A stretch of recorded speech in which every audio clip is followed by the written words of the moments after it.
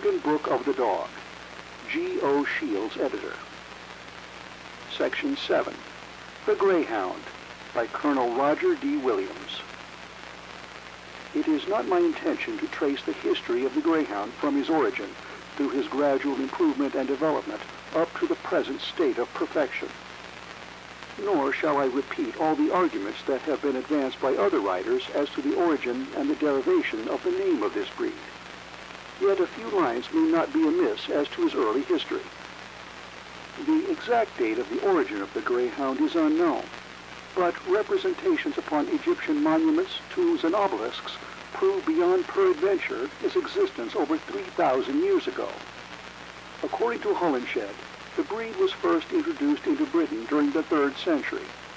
Other authorities, probably not as reliable, claim as early as BC 25. Arrian, writing in his Synageticus about AD 150, describes coursing in many of its details.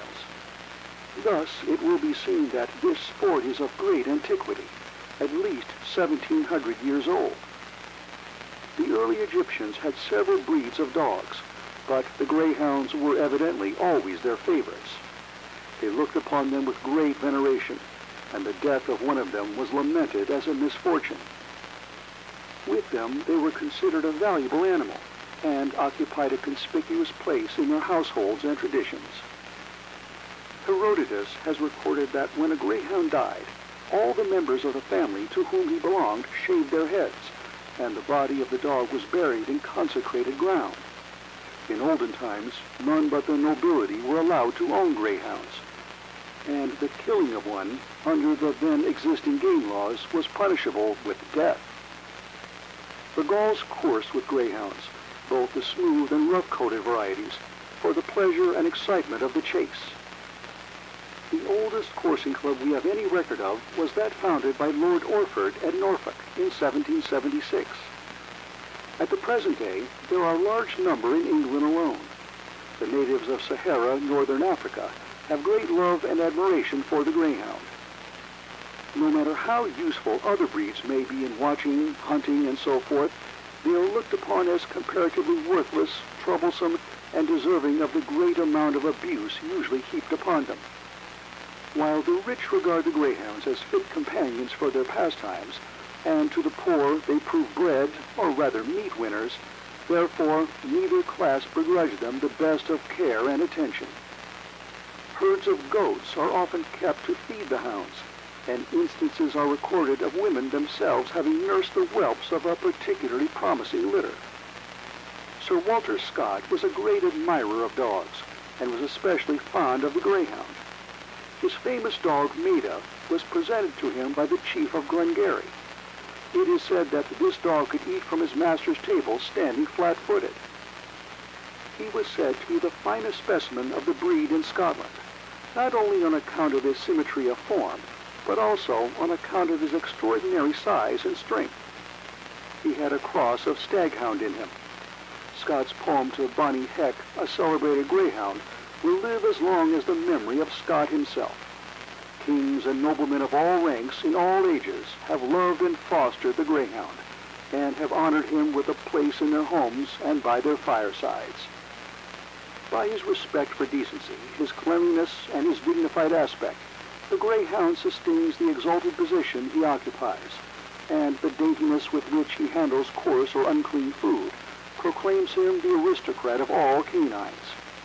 He is full of self-love and vanity, rivaling the peacock in these qualities. He is much more affectionate than he generally gets credit for being, and there are few passions felt by man that he does not share. Nor is he devoid of imagination, as many suppose. I have often seen an old courser, in his dreams, work himself into almost a frenzy while pursuing an imaginary jackrabbit, jump to his feet, and then appear to feel very silly when he has found that he was merely dreaming. There can be no doubt that the English, Scotch, Persian, Russian, Grecian, and Italian greyhound, the Irish and Siberian wolfhound, the Scotch deerhound, and the whippet are but varieties of the same breed. Stonehenge classifies and divides the English greyhounds into the Newmarket, Lancashire, Yorkshire, and Wiltshire. These, however, seem to amount to distinctions without differences. None of the Native American dogs, so far as known, in any way resemble the Greyhound. The native wild dog of Australia is built on the same lines as the Greyhound, but is nearly extinct, being now rarely, if ever, met with. In Africa, India, Ceylon, and other tropical countries, the ordinary breeds of hunting dogs, especially the pointer, the foxhound, and the bloodhound, deteriorate rapidly, both physically and mentally, losing strength and energy. But such climates seem to have but little, if any, effect on the Greyhound. These dogs seem equally at home in high altitudes, being capable of great and continued exertions, even as high as the timberline. In shape and form, the modern Greyhound is far superior to that of olden times, if we may judge by the portraits and engravings handed down to us. In elegance of form, the improvement has been very marked, especially in the beauty of the head and neck. The qualities desired in this, the most elegant, the handsomest of his race, are speed, courage, without which he is not worth kennel room, strength, staunchness, and endurance. He must have an affectionate disposition, but must also have plenty of vital force, dash, and spirit. It is a general supposition that the Greyhound is entirely devoid of the power of scent. This is a great mistake, as can be attested by anyone who has ever hunted them, generally in the West upon large game. Of course, scent is not as well developed in the Greyhound as in other breeds, because the uses to which he is put do not require scent, and under the law of evolution, it has deteriorated as a natural consequence. Unrivaled in speed and endurance, these qualities have been developed and bred for, while the olfactory organs have been neglected necessarily by restricting the work of the dog to sight hunting. Size and external form are of the greatest importance. Yet, the fact that they can and do run in various sizes and forms is nevertheless generally apparent. These cases, of course, are the exception, and in making selection of stud dogs or brood bitches, it should be remembered that those formed in the mold most like the greatest number of winners will be the speediest. For open coursing on rabbits, I prefer a dog of medium size, say 55 pounds, because being nimble in turning, he is enabled to work close to the game and to rapidly run up a large score of points, when once placed, that a larger, more unwieldy, and longer couple dog that necessarily runs wide at the turns cannot wipe out unless placed repeatedly. For general use on the western plains, the larger and stronger the dog, the better, for by his immense powers of endurance, hardihood, and strength, he brings the larger game to bay, and either holds, kills, or harasses it until the arrival of his master. My old Snowflight, standing 30 inches at shoulder, weighing 100 pounds, measuring 65 inches from tip to tip, the hero of many a hard-fought battle on the plains and in the Rockies, also winner of numerous coursing matches and first prizes on the bench, was the typical dog for this purpose. The smaller dogs would stand but little show against the sharp hoofs and pointed antlers of the mule deer and buck antelope, to say nothing of the glistening ivories of the gray timber wolf, who is a most formidable antagonist when run down to a death finish. For an enclosed coursing meeting, similar to those held by the national and eastern coursing clubs, the smaller dogs have an undoubted advantage over either of the former. Misterton, winner of the Waterloo Cup in 1879, the greatest sire of modern times, having taken in over $20,000 in stud fees, trained and ran at 63 pounds. Princess Dagmar, who sold at public auction for $8,000, weighed 58 pounds. Kumasi, twice winner of the Waterloo Cup, weighed but 42 pounds when in working condition, while Honeywood raced in great form at 64 pounds. Mullingar, winner of more money than any other courser, is even larger than his sire, Misterton. Among the winners and runners-up at the meetings of the American Coursing Club, Sandy Jim, Master Rich, Lord Neversettle, and Trails are large. Belle P, Midnight, and White Sox are medium, and Bessie Lee, Maida, and White Lips are small. Description. The head should be long and narrow, slightly widening at the back, low between the eyes, however not cut away or dished along the nose, jaw lean and full muscled. The eye should be bright, quick, and full, denoting animation. The ears should be small and carried close. The teeth should be white, strong, and of sufficient length to take and retain a firm hold. Neck length and pliability are of the greatest importance and should never be overlooked. A short neck will not only impede action, but pace as well. It should be well muscled, but not enough so to affect its flexibility and suppleness. Chest and loins. The chest should be deep and hatchet-shaped, and yet not too wide for the shoulders to play smoothly upon. Some authorities, Stonehenge among them, claim great depth of chest a fault. This I have never found true. A chest must have capacity to hold the heart and lungs, and, as width undoubtedly interferes with the movement and actions of the forequarters, in depth only can the heart and lungs get free action. The back should be broad and square, well arched, with a roll of muscles standing clear above each side of the spine. Many prefer the flat, straight back so popular in England at one time, but for an all-around good dog, at both long and short distances, the arched back is far preferable. The length of back should be between shoulder and last rib, rather than between last rib and hip bone. If too much length to the latter, the power to make a quick turn or wrench will be seriously interfered with. The loin should not only be wide and strong, but deep, with a good measurement around. Herein lies the power to gather quickly and extend. The tail should be long and tapered and nicely curved, though not ringed.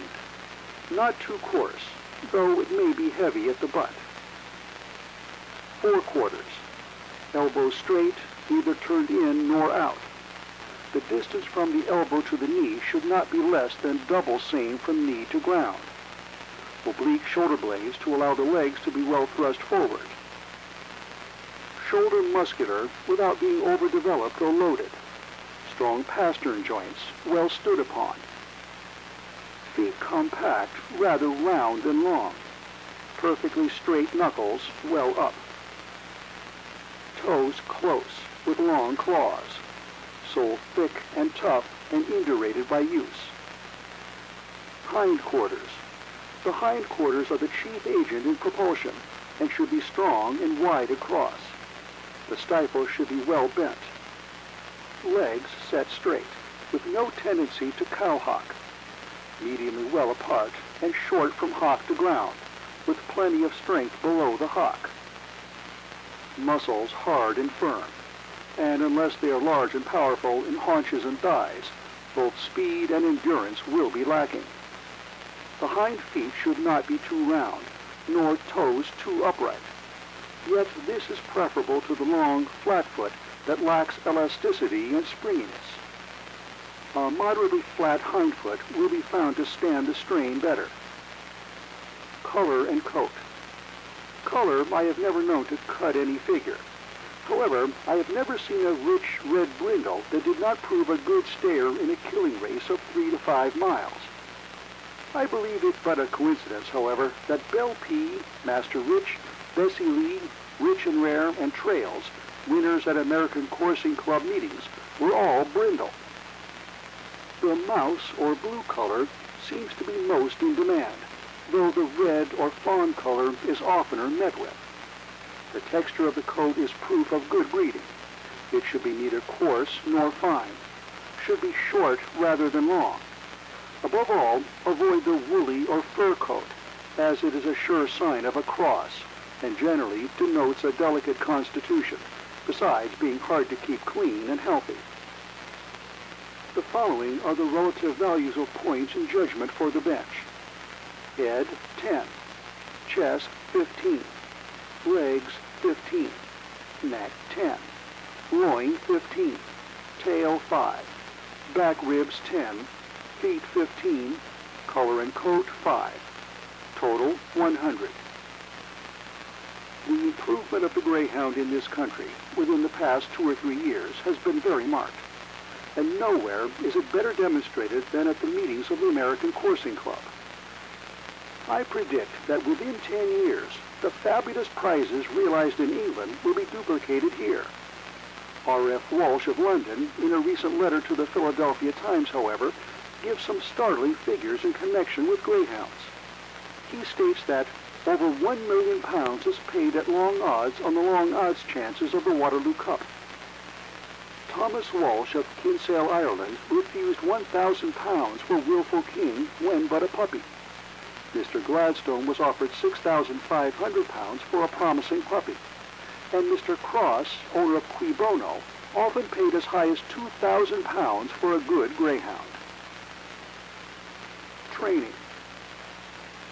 The successful breeding and training of a kennel of greyhounds is a precarious matter, requiring, in unlimited quantities, capital and patience, coupled with firmness and judgment and a large fund of love for the dog. Unfortunately, many men, though possessing many good qualities, do not number among them a due consideration for their canine friends. They are apt to think that anything is good enough for a dog, either in the way of food, shelter, or bedding. This is a serious error. Anything that is unfit for a human being is unfit for a good dog. Exercise is as necessary to a greyhound's health and spirits as sufficient food itself is to other breeds. Almost invariably, proper exercise is denied them. They should be constantly in the open air or should have access to same, and should not be injured by the restraints of a kennel or enervated by the heat of a close room or fire. In preparing a dog for a certain meeting or a special event, he should be specially taken in hand not less than 4 weeks in advance, and if he has not had sufficient active and regular work previously to keep his muscles hard and his flesh down, 5 weeks will be necessary. The first point to be ascertained is the general health of the dog, and he should be watched carefully and closely for a few days. To ensure his being free from worms, after a 24-hour fast, he should be given a pill of 30 grains of areca nut or 4 grains of santonine, followed 2 hours later with a dose of castor oil. See that he is entirely free of vermin, eczema, and sores of all kinds. Never trust an attendant to feed for you. See personally every mouthful the dog eats. It is the constant watchfulness of a dog's every movement, action, and mood that denotes the thorough trainer. The result to be obtained should come from proper feeding, quality and not quantity of food being the end to be considered. No rules as to the quantity of food can be given, as dogs vary too much in their demands. The too rapid increase or decrease of flesh should regulate this. I do not believe in the sloppy food and stirabouts containing oat and cornmeal so highly recommended by many, but prefer slightly cooked beef, with table scraps containing, where possible, vegetables and bread. The bowels can be kept in proper condition by an occasional feed of Spratt's Greyhound biscuits, and where these cannot be had, cornbread with cracklings, baked hard and brown, will be found a cheap and excellent substitute. If very constipated, boiled liver should be given, in preference to harsh medicines. If the dog will eat it raw, its laxative powers will be found more beneficial in this state. The digestive canal of a dog is especially sensitive to the action of medicines, and they should only be used as a last resort. A couple of raw eggs once or twice a week can be given, especially should the coat feel rough and be lacking in gloss.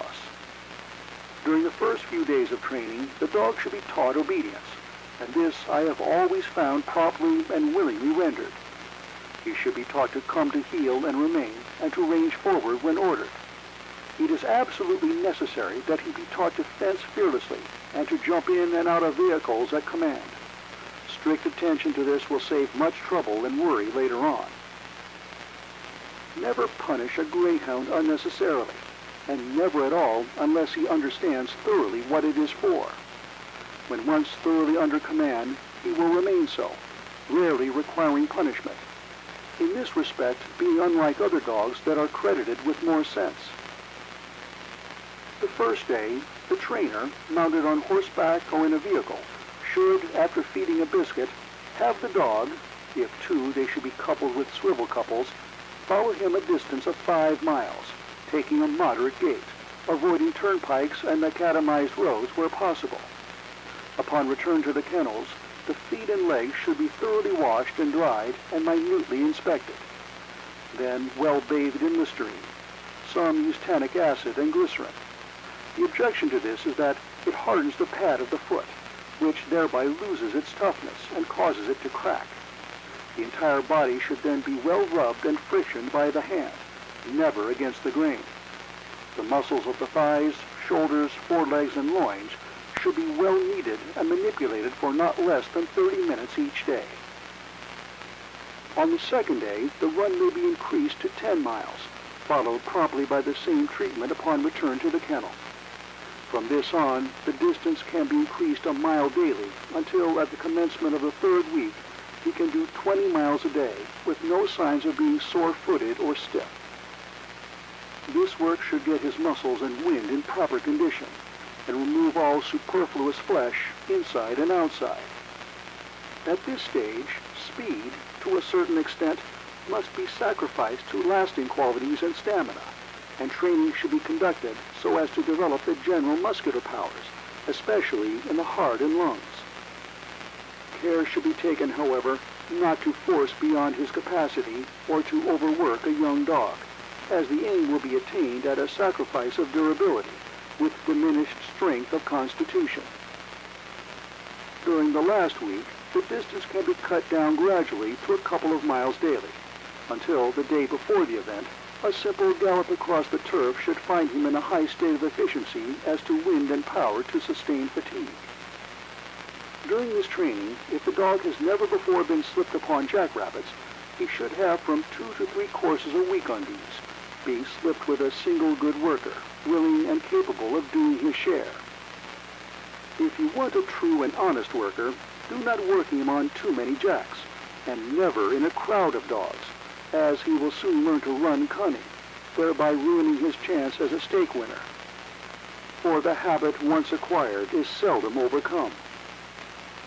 Never blanket your dog during training, if it can be avoided, but have blankets at hand in case of cold or wet weather during the meeting. Working a dog under blankets to reduce flesh is more injurious than beneficial. The better plan is to increase his work and change the quality, not the quantity, of his food. The day of the running, the dog should be kept muzzled.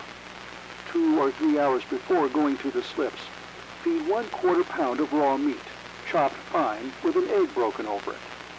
Feed nothing more till night. See that the dog has an opportunity to relieve his bowels. While in the slips, stay close to him and watch carefully for any signs of his having picked up a sandburr, prickly pear, or cactus, and in case he does so, it should be promptly removed. If he shows any indication of a desire to relieve himself, see that the slipper indulges him. This is important. Encourage him with your presence, and do all you legitimately can to see that he is sighted promptly. Spare no pains or expense in getting a good mount, and keep as close as possible to him during the course. After the kill, take him up at once, sponge out his mouth, give him a few swallows of water from a bottle, and rub gently yet firmly until natural breathing returns. If very much exhausted, a little cold coffee may be given him from a bottle. Blanket close and keep moving briskly out of draft.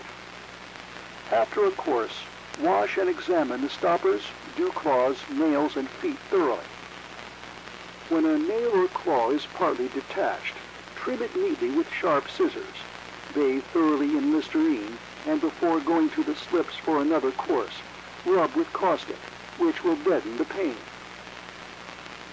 Should the stoppers be injured, make a light cap or patch with soft kid, and apply with warm shoemaker's wax. This is far preferable to the boot, as not interfering with the movement and action of the legs. Should the dog go lame in the forearms through a wrench, twist, or overexertion, do not let anyone persuade you to fire him. While it undoubtedly stiffens and strengthens the muscles temporarily, The custom is a barbarous one, seldom effective, and the after results disastrous. Try the effect of complete rest, rubbing and bathing freely in Pond's extract. Never, under any circumstances, dispute the decision of a judge. It is time wasted. If you are satisfied you are not getting justice, draw your dog. If the dog is to be trained for track or flat racing, the same treatment should be given, with the following exceptions. Limit the maximum distances to 15 miles a day, and at the commencement of the second week, take a pair of well-mated dogs to a level stretch of country, or better still, a race or trotting track. Place them at the head of the quarter or home stretch in independent slips, handled by an attendant with whom they are not familiar. Engage and retain their attention as you walk off, say a furlong. Flourish a red flag, call them sharply, and as soon as both are well sighted, have the attendant slip them. When they reach you, show your appreciation of their smartness. Encourage them, pet and fondle them. Give each a small bit of biscuit. This should be repeated several times, night and morning, taking care to stop as soon as they show the first signs of flagging interest. The distance can be gradually increased daily as desired. Should one of the pair show a disposition to bite, play with, or jostle his mate, slip the faster dog a second or two sooner. Should the faster dog be the offender, a spiked collar on the other will soon teach him better manners. You will be astonished to find how rapidly they learn, and what genuine interest they take in this sport. In preparing for the bench, the foregoing instructions for training should be followed as nearly as possible. But as there are many who probably have not such facilities, to them I say, give all the exercise you possibly can. Teach your dog to retrieve a swiftly thrown ball. Have him follow you as much as possible and train him to jump a cane, stick, or umbrella. And indulge him in it to the fullest extent, for he will soon become fond of it. Rub, knead, and roll all his muscles a half hour at a time, and not less than 3 times a day. Brush briskly with a stiff hairbrush, and finish off with a soft chamois skin. Clean his teeth thoroughly, removing all discolorations. Give several good dressings to his coat with oil of tar and sulfur, followed by bath in tepid water, using the yolks of eggs instead of soap. Keep blanketed when not exercising. Feed as many eggs as his stomach will stand without becoming bilious, and let him lap a pint of milk daily. Teach him to lead kindly with the chain and to stand perfectly still, with head and neck extended, feet and legs straight and well under him. Do not feed for 24 hours previous to judging. A few minutes before taking into the judge's ring, however, give a small piece of raw beef, say the size of 2 fingers. While in the ring, do not crowd your dog up close to the judge, but get as far away as the ring will permit. If he is a good one, the judge will never overlook him. If the sawdust in the ring is deep, clear a space that his feet and toes may be seen. If you do not succeed in getting his muscles hard and firm, stomach off, and body devoid of surplus flesh, forfeit your entrance money and keep him at home. When showing on the bench, ascertain the location of the nearest vacant lot or park to the exhibition building, and give him a good long romp of not less than an hour daily. If unaccustomed to the patent biscuits usually fed at bench shows, feed on lean beef or mutton. If these instructions are carried out faithfully, the condition of your dog will remain good for several weeks. Otherwise, the close of the first show on the circuit will find him a physical wreck. When at home, between dates of shows, keep up his work, even if it be only for a few days. Care and washing. Greyhounds are naturally cleanly and require but little washing. When necessary, never before, make a solution of 1 part carbolic sheep dip to 15 parts lukewarm water. Never use hot water on a dog under any circumstances. Soak thoroughly, rubbing well in with the hand, being careful of the eyes.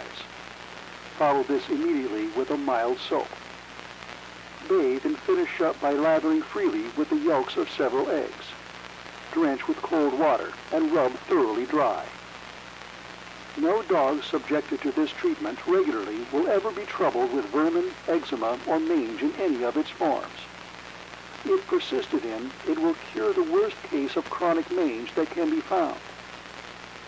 As before stated, the digestive canal of the dog is particularly irritable and very sensitive to the action of medicines. Therefore, give as little medicine as possible. When medicine must be given, it should be administered with caution in homeopathic doses. Rather, give him access to a woodland or garden once or twice a day, and he will find nature's remedies for his ailments. Food. The Greyhound is seldom a glutton and naturally requires but little food, except when in training. Once in 24 hours is as often as he should be fed, and a fast of 48 hours causes no inconvenience. Avoid grease and fatty substances. While boiled cornmeal is a most excellent food for the average dog, especially the foxhound, it should be rarely, if ever, given to a greyhound. It is very heating in its nature. Greyhounds are especially susceptible to skin diseases, and if they do not get an abundance of exercise while fed upon mush, will break out in troublesome sores and eczema. For a steady diet, table scraps containing bone, with an occasional meal of vegetables, will keep them in excellent condition.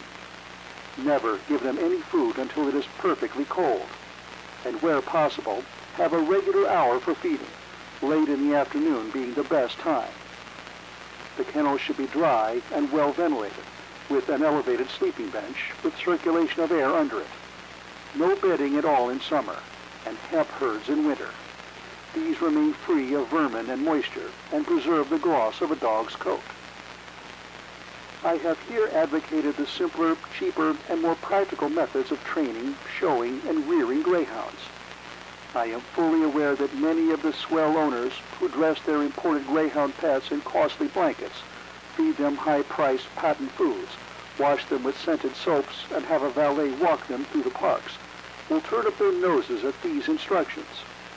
But whenever their pets meet dogs that have been treated as I have directed, either on the bench or in the field, the difference will be as glaringly apparent to their owners as to others. Breeding and rearing. In the breeding of bitches and rearing of whelps, the same rules apply to greyhounds as to other breeds. I have often had greyhound bitches, especially the younger ones, refuse to allow the dog to serve them, although fully in heat. It is common to use force upon such occasions. This should never be allowed, but repeated trials should be made. Nature will regulate the matter finally. While in whelp, the bitch should have plenty of exercise, and, until too heavy, an occasional hunt. She should not be allowed to get too heavy in flesh, nor yet kept too thin. A medium between the two should be maintained. Remove the dew claws on puppies when 1 week old, pulling them off with pincers. It will be unattended with pain. Allow the puppies to remain with the bitch as long as her condition warrants it.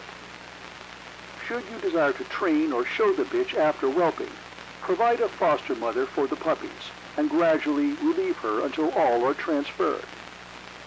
After weaning, the puppy should be fed 3 or 4 times a day, not less, and should be given bones to gnaw. If there not be plenty of limestone in the water used, a little phosphate of lime sprinkled on their food once a day will strengthen and enlarge their bones, thereby preventing standing over or springing of the knees, so common in young greyhounds. The enclosed coursing meetings, recently introduced into this country and rapidly becoming popular, will do much to increase the popularity of the greyhound and awaken interest in coursing in the middle and eastern states. At the same time, they will have a tendency to destroy some of the best and strongest qualities of this breed, such as stamina and staying qualities. I predict that it will be but a short time, comparatively, until a weak, light specimen of the whippet order, capable of a fast, short spurt, will be much sought after, while the great game animal, with the heart and courage of a lion, capable of keeping up his speed to the end of a bruising 4 or 5 mile course, will be confined to the open meetings of the far west. Great credit is due the following gentlemen, among others, for their untiring efforts in advancing the Greyhound interests in America. Mr. H.W. Huntington, New York. Dr. Q. Van Hummel, Kansas City. Montgomery Pfister, Cincinnati. Dr. N. Rowe, Chicago. Dr. G. Irwin Royce, D. N. Heiser, M. E. Allison, H. C. Lowe, Kansas. A. C. Lighthall, Denver, and C. G. Page, Nebraska. Among other prominent breeders or owners of greyhounds may be mentioned in the Devon Kennels, 82 Front Street, New York City. Alpine Kennels, 38th Street and 1st Avenue, New York City. J. Herbert Watson, 79 Downing Street, Brooklyn, New York. John E. Thayer, Lancaster, Massachusetts. J. Van Schaik, 32 Broad Street, New York City.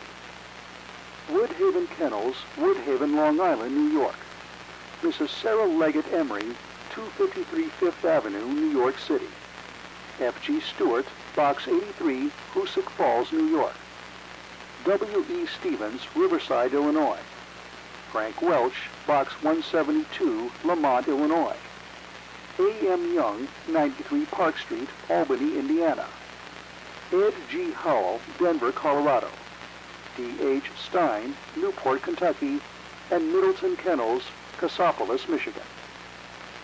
Among the many good dogs which Mr. Huntington has imported or bred may be mentioned Champion Balkus, a large, upstanding, well-built dog, and a famous bench show winner, both in this country and in England.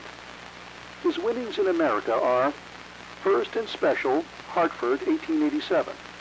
First and Special, Boston, 1887. First and Special, Troy, 1888. Champion and Special, New York, 1888. Champion New Haven, 1888. Champion Boston, 1888. Champion and Special, Buffalo, 1888. Champion and Special, Syracuse, 1888. Champion New Bedford, 1889. Champion and Special, New York, 1889. Challenge, Troy, 1889. Challenge Albany, 1889. Challenge Utica, 1889. Challenge Worcester, 1889. Special Challenge, Boston, 1889. Challenge Toronto, 1889. First Danbury, 1889. One Special, Danbury, and two Specials, Toronto, 1889. Challenge New York, 1890. Challenge Boston, 1890. Challenge Buffalo, 1890. Mr. Huntington's Highland Chief is a handsome white and black dog, and though only 3 years old, has the following winnings to his credit. First Special and Second Special, Syracuse, 1888. First Richmond, 1888. First and Special, New Bedford, 1889. Special, New York, 1889. First Troy, 1889. First Albany, 1889. First and Special, Utica, 1889. First Special, Chicago, 1890. Special Challenge, New York, 1890. Third and Special, Buffalo, 1888. Third, New York, 1889. Among Mr. Allison's best dogs are Champion Sandy Jim, 5337, who won first at Great Bend in 1886, and first in all-age stakes at same meeting. Reno Bell, 5342, runner-up in championship stake at same meeting, is the mother of Sandy Jim. Terry, little brother of Sandy Jim, was runner-up in the all-age stake at the same meeting. Mr. H.C. Lowe's White Lips is a remarkably clever bitch. She has seldom been exhibited at bench shows in this country, but has done some good work at coursing meets, and has an excellent record for field work on antelopes, wolves, and jackrabbits. I consider her one of the quickest and closest workers on jackrabbits I have ever seen, and nothing but force of circumstances held her down to the position of runner-up in the American Cup race in both 1888 and 1889. A general impression prevails that the Greyhound is a timid animal, lacking heart and courage. This may be true of some strains of the breed. But could the reader have ridden several courses with me at meetings of the American Coursing Club which I have judged, and have seen greyhounds, as I have seen them, run until their hind legs refuse to propel them farther, and then crawl on their breasts after a thoroughly used-up jackrabbit but a few feet in advance, the singing and whistling in their throats audible at 50 yards, literally in the last gasp of death, trying to reach their prey. He or she would agree with me in crediting them with both the qualities mentioned. In hunting the antelope, it is not an uncommon thing to see a greyhound, especially in hot weather, continue the chase until he drops and dies before his master reaches him. An uninjured antelope is capable of giving any greyhound all the work he can stand, and unless the latter is in prime condition, his chances are poor indeed to throttle. A peculiar feature of the greyhound is that he always attacks large game in the throat, head, or forepart of the body. I have even seen them leave the line of the jackrabbit to get at his throat. Old California Joe, at one time chief of scouts with General Custer, in 1875 owned a grand specimen of the greyhound called Kentuck, presented to him by General Custer. I saw this dog seize and throw a yearling bull buffalo, and the former was then dragged on his back over rough stones, trampled and pawed until his ears were split, 2 ribs broken, and neck and foreshoulders frightfully cut and lacerated. Yet he never released his hold until a sharp's rifle bullet through the heart of the buffalo ended the unequal struggle. Talk about a lack of courage. What mastiff, bulldog, or Great Dane could excel in courage old Kentuck? I have seen many a greyhound, single-handed and alone, overhaul and tackle a coyote, and in a pack have seen them close in and take hold of a timber wolf or mountain lion and stay through the fight, coming out bleeding and quivering, with hardly a whole skin among them. Sir Samuel Baker, in his explorations in Africa and his jungle hunting in Ceylon, was always accompanied by a pack of greyhounds, and the deeds of valor performed by them on wild game, as recounted by him, proved their courage beyond doubt. In point of speed, courage, fortitude, endurance, sagacity, and fine, almost human judgment, no grander animal lives than the greyhound. He knows no fear. He turns from no game animal on which he is sighted, no matter how large or how ferocious. He pursues with the speed of the wind, seizes the instant he comes up with the game, and stays in the fight until either he or the quarry is dead.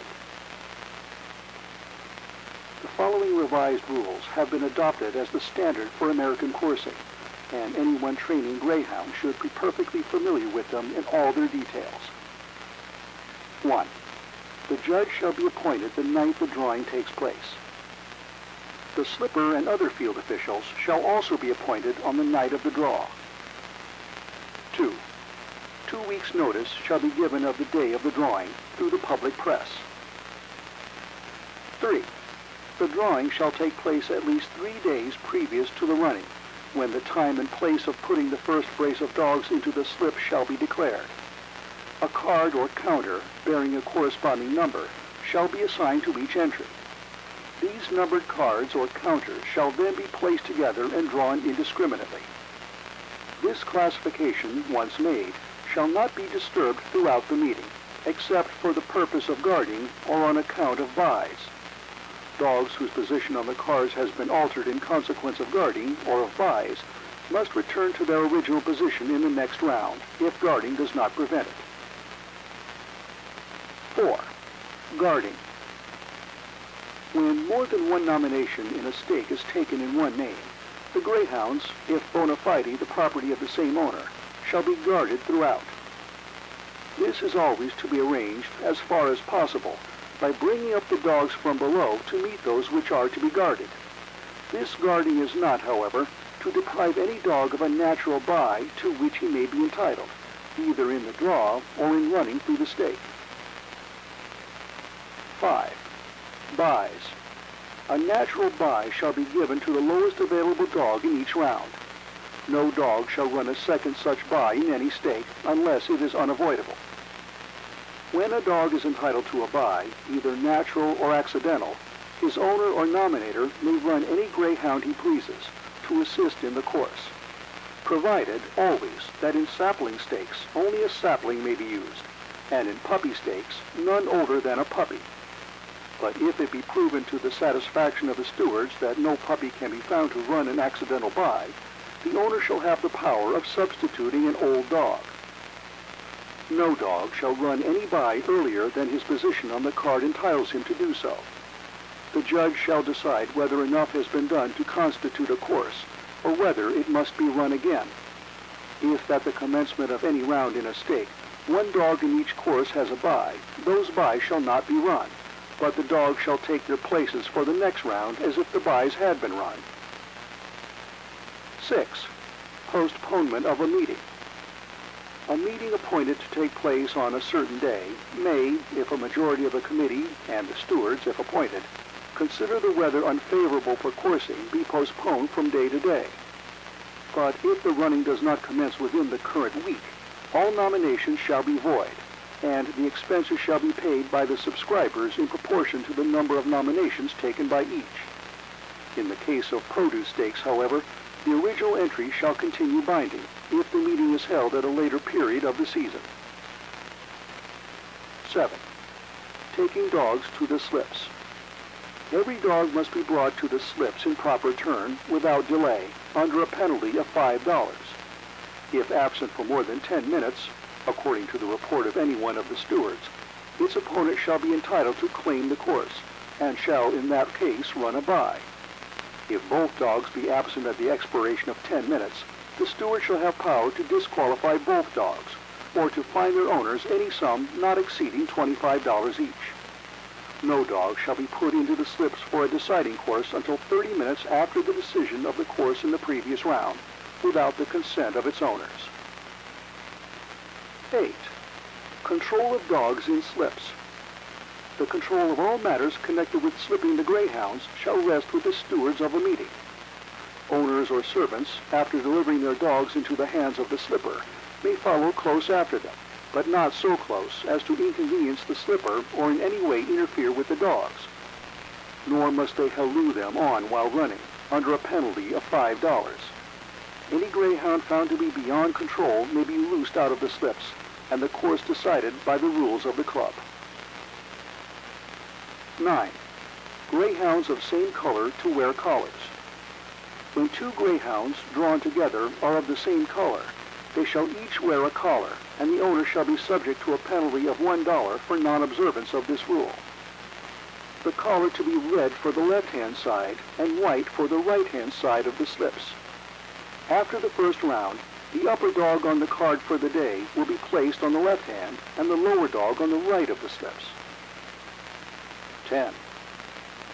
The order to slip may be given by the judge or by a slip steward, or the stewards of a meeting may leave the slip to the sole discretion of the slipper. The length of slip must necessarily vary with the nature of the ground, but should never be less than 80 yards, and must be maintained of one uniform length as far as possible through each stake. 11. The slipper.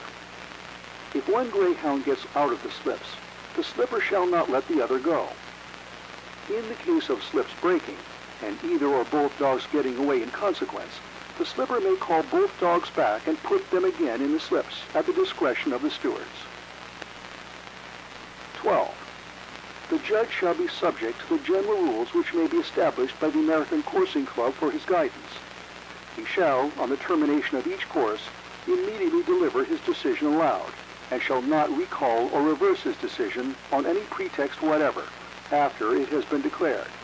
But no decision shall be delivered until the judge is perfectly satisfied that the course is absolutely terminated.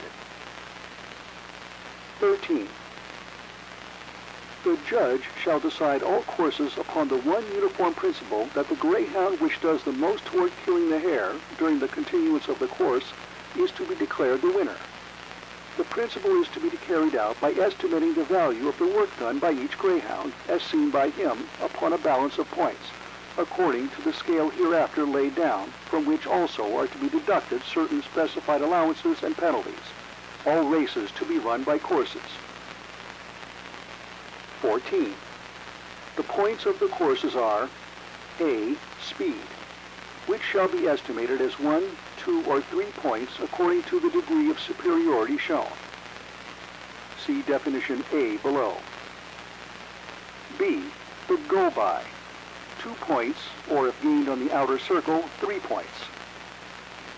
C, the turn, 1 point. D, the wrench, half a point. E, the kill, 2 points, or in a descending scale in proportion to the degree of merit displayed in that kill, which may be of no value. F, the trip, 1 point. Definition of points. A. In estimating the value of speed to the hare, the judge must take into account the several forms in which it may be displayed. Namely, 1. Where in the run-up a clear lead is gained by one of the dogs, in which case 1, 2, or 3 points may be given, according to the length of the lead, apart from the score for a turn or wrench.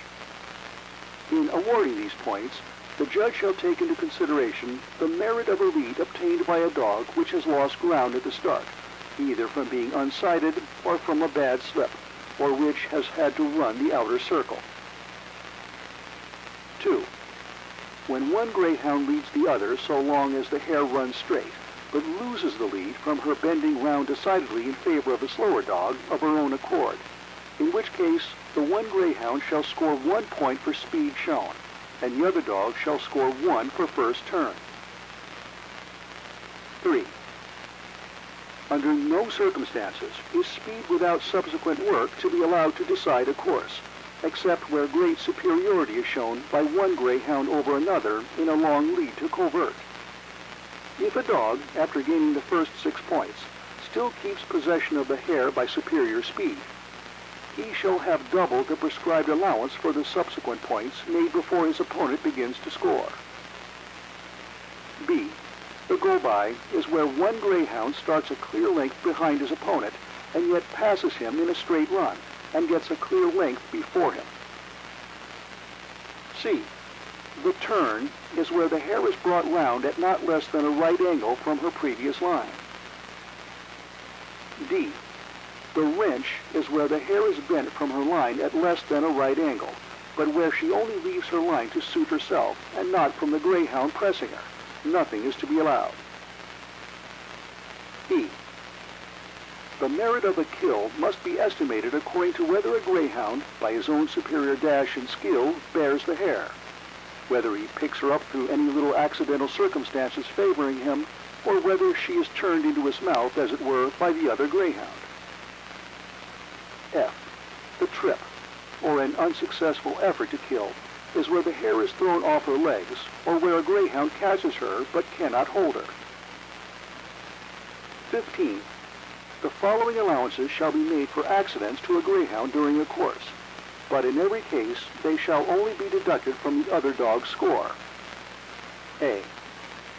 For losing ground at the start, either from being unsighted or from a bad slip, the judge is to decide what amount of allowance is to be made, on the principle that the score of the foremost dog is not to begin until the second has had an opportunity of joining in the course.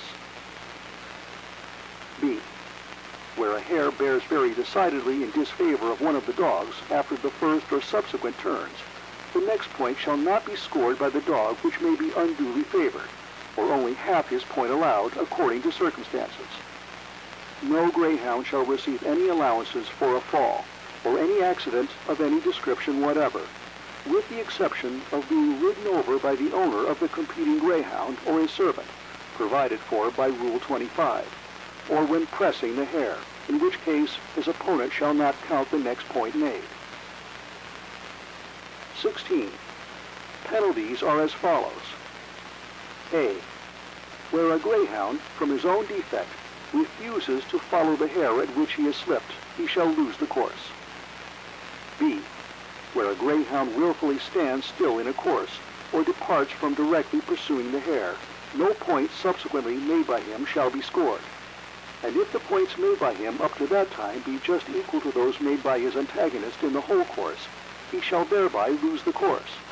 But where one or both dogs stop with the hare in view, through inability to continue the course, it shall be decided according to the number of points gained by each dog during the whole course.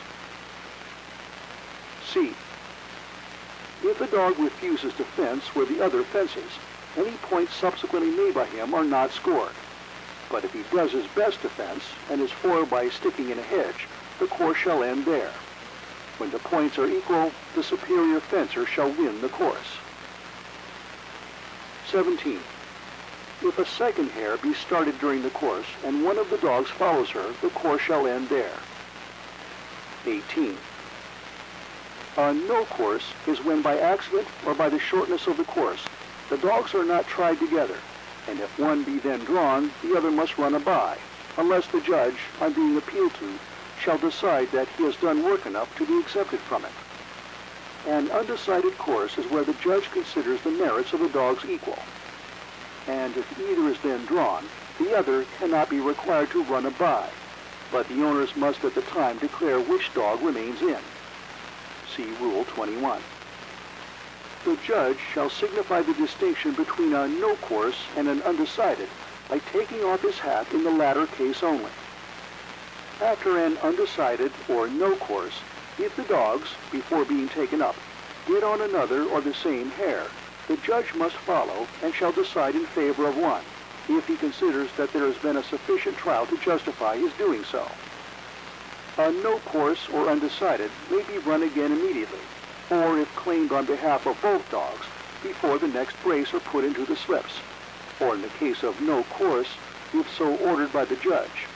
Otherwise, it shall be run again after the two next courses, unless it stand over to the next morning, when it shall be the first course run. If it is the last course of the day, 15 minutes shall be allowed after both dogs are taken up. 19. Impugning judge. If any person openly impugns the decision of a judge on the ground, he shall forfeit not more than $25 nor less than $10. 20. Objections. An objection to a greyhound may be made to any one of the stewards of a meeting at any time before the stakes are paid over, upon the objector lodging in the hand of such steward or the secretary the sum of $25, which shall be forfeited if the objection proves frivolous, or if he shall not bring the case before the next meeting of the club, or give notice to the stewards previous hitherto of his intention to withdraw his objection. The owner of the greyhound objected to must also deposit $25 and prove the correctness of his entry. All expenses in consequence of the objection shall be borne by the party against whom the decision may be given.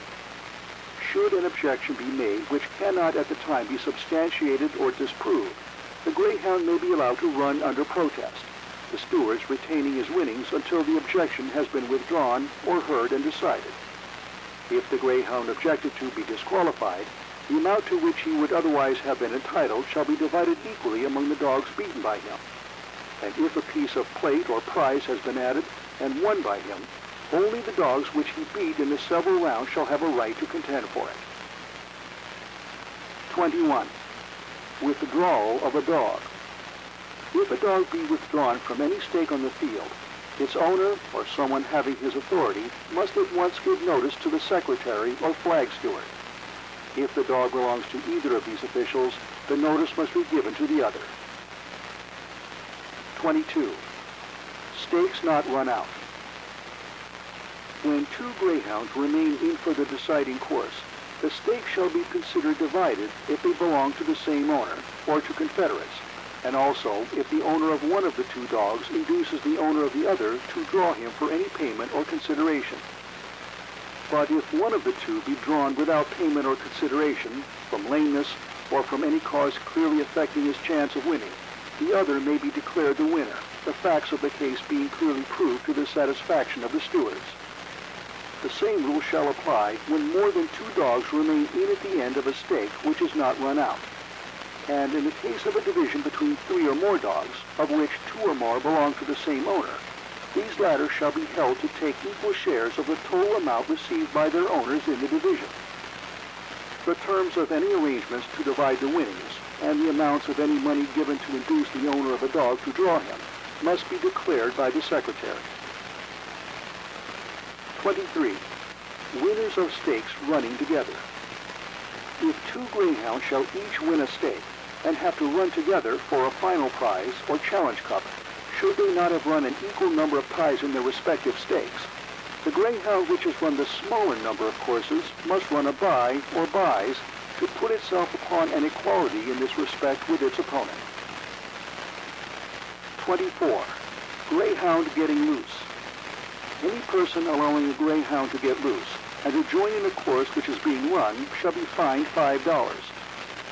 If the loose greyhound belong to either of the owners of the dogs engaged in the particular course, such owner shall forfeit his chance of the stake with the dog then running, unless he can prove to the satisfaction of the stewards that he had not been able to get the loose greyhound taken up after running its own course. The course is not to be considered as necessarily ended when a third dog joins in. 25. Riding over a greyhound. If any subscriber or his servant shall ride over his opponent's greyhound while running in a course, the owners of the dog so ridden over shall, although the course be given against him, be deemed the winner of it, or shall have the option of allowing the other dog to remain and to run out the stake, and in such case shall be entitled to half the winnings, if any. 26. Description of entry. Every subscriber to a stake must name his dog at or before the entry, giving the names, the running names if they had any, of the sire and dam of the dog entered, if possible, with the color of the dog entered. For puppy stakes, the names, pedigrees, ages, and colors shall be detailed in writing to the secretary of a meeting at the time of entry. No greyhound is to be considered a puppy which has whelped before the 1st of January of the same year preceding the commencement of the season of running. A sapling is a greyhound whelped on or after the 1st of January of the same year in which the season of running commenced, and any greyhound whose marks and pedigree shall be proved not to correspond with the entry given shall be disqualified, and the whole of its stakes or winnings forfeited. 27. Breeding puppies.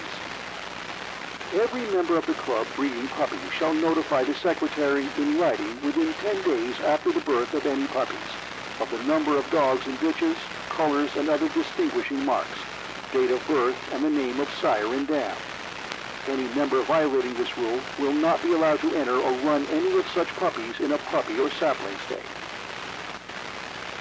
28. Alteration of name.